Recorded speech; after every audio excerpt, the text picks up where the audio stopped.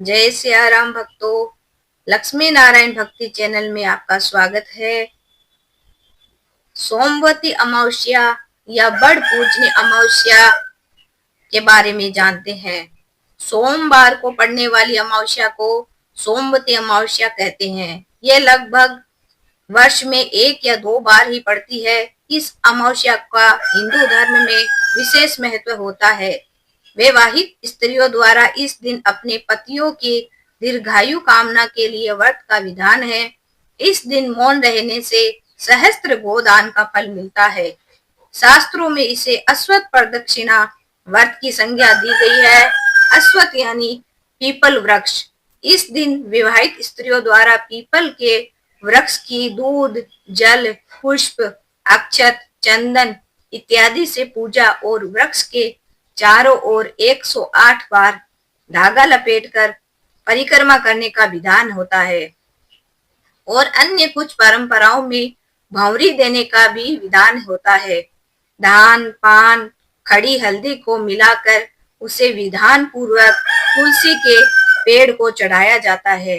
इस दिन तुलसी पूजन की विशेष महिमा होती है। इस दिन पवित्र नदियों में स्नान का भी विशेष महत्व समझा जाता है। कहा जाता है कि महाभारत में भीष्म ने युधिष्ठिर को इस दिन का महत्व समझाते हुए कहा था कि इस दिन पवित्र नदियों में स्नान करने वाला मनुष्य समृद्ध, स्वस्थ और सभी दुखों से मुक्त होगा। ऐसा भी माना जाता है कि स्नान करने से पितरों की आत्मा को शांति मिलती है। पीपल के पेड़ में सभी देवों का वास होता है। अतः सोमवती अमावस्या के दिन से शुरू करके जो व्यक्ति हर अमावस्या के दिन भंवरी परिक्रमा करना देता है, मतलब चालू करता है, उसके सुख और सौभाग्य में वृद्धि होती है।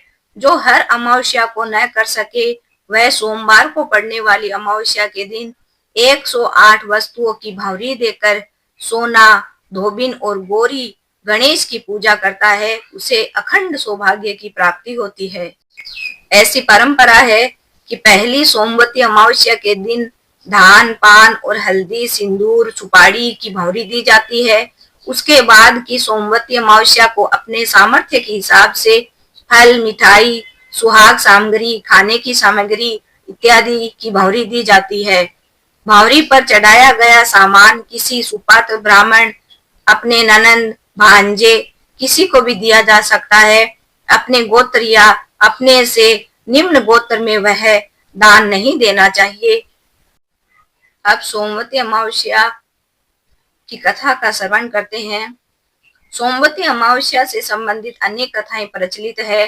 एक गरीब ब्राह्मण परिवार था जिसमें पति पत्नी के अलावा एक पुत्री भी थी। पुत्री धीरे धीरे बड़ी होने लगी। उस लड़की के समय के साथ सभी स्त्रियोचित गुणों का विकास हो रहा था।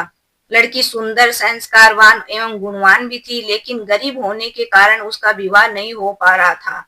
एक दिन ब्राह्मण के घर एक साधु पधारे जो कि कन्या के सेवा भाव से काफी प्रसन्न हुए।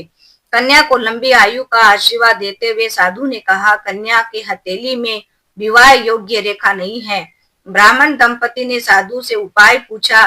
कन्या उसके हाथ में विवाह योग्य बन जाए। साधु ने कुछ देर विचार करके बाद में अपनी अंतर्दृष्टि से ध्यान करके बताया कि कुछ दूरी पर एक गांव में सोना नाम की धोबिन एक महिला अपने बेटे और बहू के साथ रहती है, जो कि बहुत ही आचार विचार और संस्कार संपन्न तथा पति पारायण है। यदि यह कन्या उसकी सेवा करे तो वह महिला इसकी शादी में अपने मांग का सिंदूर लगा दे। उसके बाद इस कन्या का विवाह हो तो इस कन्या का वेदत्व योग मिट सकता है।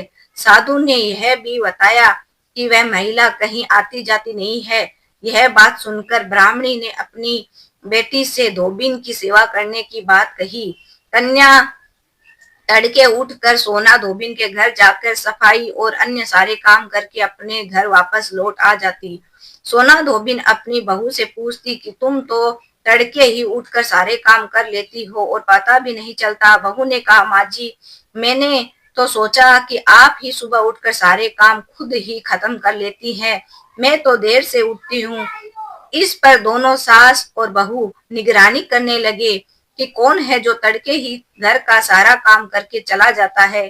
कई दिनों के बाद धोबी ने देखा कि एक कन्या मुंह अंधेरे घर में आती है और सारे काम करके बाद में चली जाती है। जब वह जाने लगी तो सोना धोबिन उसके पैरों पर गिर पड़ी और पूछने लगी, आप कौन हैं और इस तरह छुपकर मेरे घर की चाकरी क्यों करती है। तब कन्या ने साधु द्वारा कही सारी बात बताई। सोना धोबिन पति परायण थी, उसमें तेज था, वह तैयार हो गई। सोना धोबिन के पति थोड़ा अस्वस्थ थे, उसमें अपने बहू अप, उसने अपने बहू से अपने लौट आने तक घर पर ही रहने को कहा। सोना धोबिन ने जैसे ही अपने मांग का सिंदूर कन्या की मांग में लगाया, उसके उधर उसका पति मर गया। उसे इस बात का पता चल गया। वह घर से निराजल ही चली थी, यह सोचकर कि रास्ते में कहीं पीपल का पेड़ मिलेगा तो उसे भंवरी देकर और उसकी परिक्रमा करके ही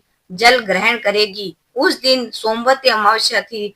ब्राह्मण के घर मिले पुए पकवान की जगह उसने ईंट के टुकड़े से 108 बार भंवरी देकर 108 बार पीपल की परिक्रमा की और उसके बाद जल ग्रहण किया। ऐसा करते ही उसके पति के मुर्दा शरीर से कंपन होने लगा और वह जीवित हो उठा।